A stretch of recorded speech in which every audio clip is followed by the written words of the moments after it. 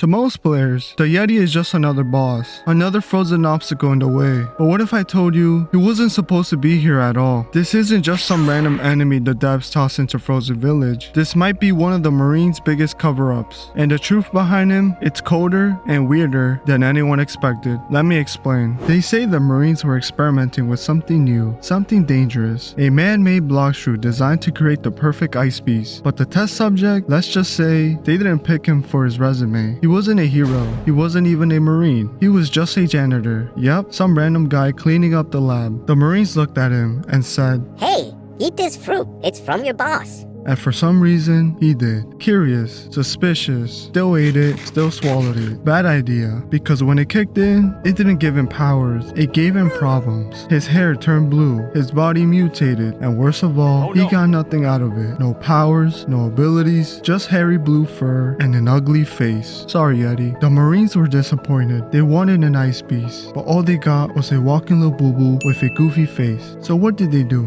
They took the janitor to a small island called Frozen Village, told him he'll stay there temporarily, but they lied. They told him they'll come back, that this was just part of the process, that he was still special, and he believed them. He waited and waited, but the Marines, they never came back. They dumped him in the coldest place they could find, Frozen Village, slapped a boss label on him, named him Yeti, and hoped no one would ask questions. Now, he just stands there, alone, angry, cold, both emotionally and literally. To most players, he's just a quest, just another boss to farm for XP, cash, and move on. But to him, every player that walks into Frozen Village looks like the Marines that left him, especially the Bacons. He doesn't care about your level, your bounty, your fruit. He sees you and he remembers. Every punch, payback. Every ground slam, personal. He doesn't fight because he wants to. He fights because he was abandoned. He's not evil. He's not mindless. He's just tired of waiting for the people who left him. The Yeti was just one experiment, one mistake the Marines tried to bury in the snow. But what if he wasn't the only one? What if there are more prototypes out there, more bosses, more enemies that were never meant to exist? If they were willing to test a fruit on a janitor, who else have they experimented on? This wasn't just a failed boss, this was a cover-up, and if the Marines are still hiding things, we're only scratching the surface. Subscribe before they find you and make you their next test subject.